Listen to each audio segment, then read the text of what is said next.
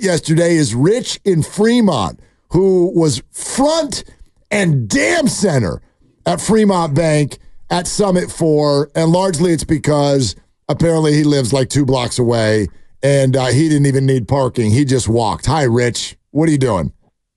What's up, guys? Hey, first of all, as always, tell Lucas I said thanks for taking my call, and I'm going to tell you something. That Summit was off the chain. I'm going to let you know that. Anybody didn't go to that, you should have went. Because I'm going to tell you something. You saw 95-7 the game on fire. Literally on fire yesterday.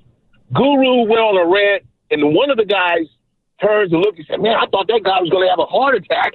And I said, no, you don't get it. That's just Goo being Goo. Yep. That's what he does. Okay, look. So, but anyway, I was telling Lucas, there is a possibility that if the guys that, the front office of Golden State went and picked up, if they don't play well, and Dallas does, Klay can get his 5th ring, and Steph won't. That is a possibility. Well, sure it is. Sure it is. I mean, there are light shades of this. I think it's very different. Hey, Rich, great meeting you yesterday, and thank you so much for the call, for the participation.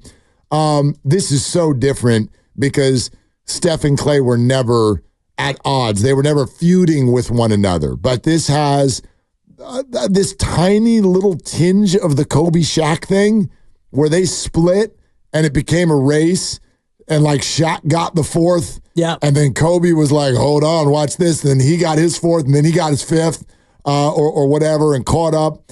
And so this is not that. And I would this is actually agreeing with you and then taking it a step further. I mean, if you made me bet, and I bet you'd agree with me, on, let's see what the options are. Steph wins another ring, Klay doesn't. Klay wins another ring, Steph doesn't. Both win another ring, or neither win another ring. Where's your chip? Neither. Agreed. It's neither. Same. I would rank it at neither, followed by Klay, followed by Steph, followed by both. Because I don't think that if Steph has 4 more years and Klay's got, let's say Klay has 4 more years-ish, you're asking them both to win one in the next 4 individually. Golden State and Dallas, assuming he stays there, he could become a Laker at the end, whatever. But you're asking them both to win one each over the next 4. I think that the fact that if they have 4 more years, neither one winning it is the most likely. And then of the 2 remaining ideas, I do think Dallas is closer. Of course. So then I would go, Klay winning one becomes more likely than Steph. Yeah. Neither Klay, Steph, both. Sure. I agree with you 100%. I mean, yes, it could happen, but we also do look, and this is the nature of being a fan, I get it, but whatever we saw last is just our most vivid memory.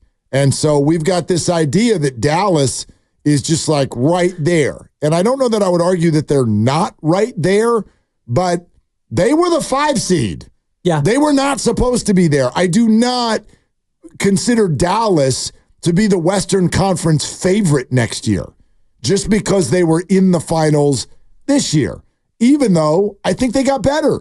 They added Klay Thompson. What a great pickup to be your 3/4. Fantastic. That's a smart pickup by the Dallas Mavericks. But don't you think that as we sit here today, Denver, Minnesota, Oklahoma City, pick whichever ones you want. Maybe all 3. Maybe all of them. Yep. Don't you think that they would be favored or I don't know, better than the Dallas Mavericks? Yes, but I do think something that Bonte said yesterday is kind of the new trend in the NBA, which is it does kind of have a little bit of a March Madness feel in that the regular season doesn't matter as much as it used to because now just make it in the tournament. Be a playoff team and be hot and be good, and you can go on a run now. I think it's easier now with the amount of parity and the amount of star spread in the association. Okay, but that's circumstantial, is it not? I think it's less circumstantial than it parity, was. is it going to be like that now just going forward? Or is that just we've arrived at that spot?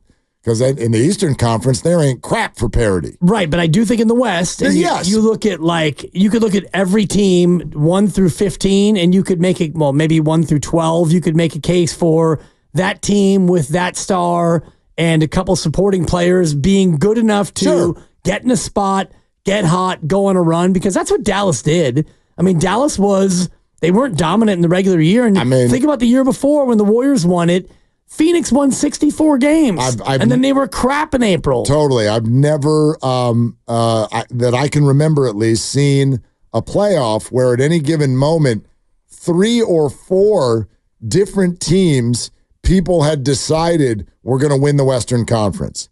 Like when we started the whole thing, didn't you think Denver was going to win? You thought Denver, Boston. Denver was going to win the Western Conference. Yep. And then Minnesota won games 1 and 2 against Denver. And you went, well, Minnesota's going to win the Western Conference. No doubt. And then Denver came back and won the other 2, and you went, Denver's going to win the Western Conference.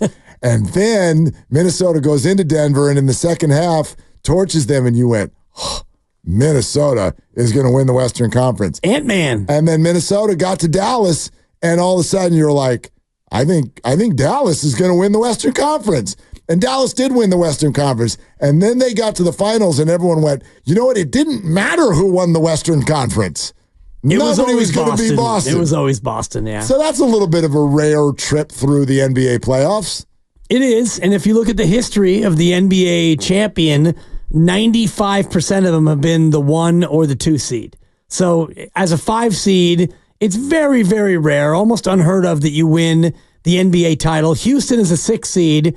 In the Jordanless era in Chicago, that was one of the only times when Houston beat the New York Knicks where a 6 seed won the title. All right, 888-957-9570 is the number. Here's what we were playing with, and we kind of got interrupted a little bit, which is fine, by Nick Ahmed getting DFA'd by the San Francisco Giants as their homestand opens with the potential trade partner, Toronto Blue Jays, in town, and Carlos Correa on his way this weekend. Interesting little homestand. But you can